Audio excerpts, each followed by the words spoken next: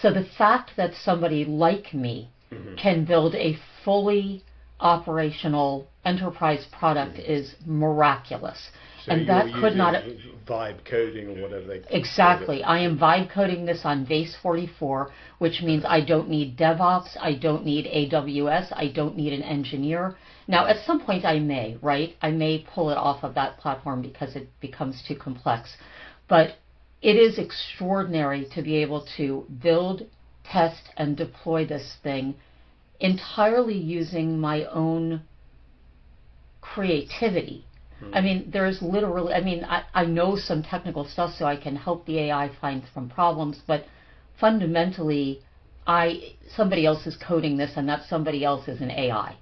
Yeah, that's incredibly liberating. It is amazing. You've had the insight, business insight, think here's a need. I mean, I can deliver it once you've got the large language models, but how can I actually create the tool?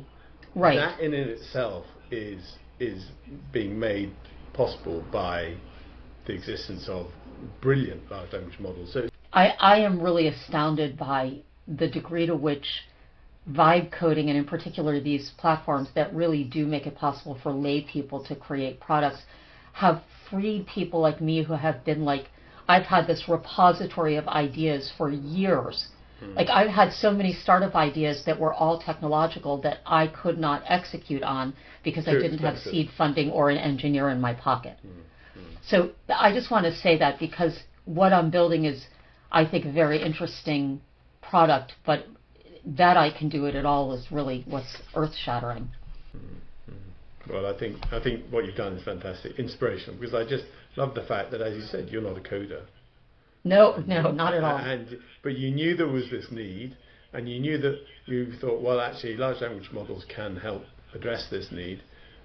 But actually, just the vibe coding step of throwing yourself in and thinking, oh, I think I can do it, and having the courage to do it, I think it's brilliant. I love it. Well, I appreciate that, Hugh. I'm very grateful for that. And I hope you're right that it turns out to be useful and having been a good use of my time. In some respects, it reminds me a bit of the sort of liberating things about technology, which I think in my lifetime are liberating. And one of the liberating things about technology, I think, is the rise of YouTube and other platforms for learning. And that was an unintended consequence. Nobody said to me 20 years ago, oh, YouTube's going to be great for learning, but actually you can learn anything. And then I love Coursera as a platform where you can go and really learn stuff, and actually it just takes your energy and endeavor to go and access that and do some learning, which I think is very liberating.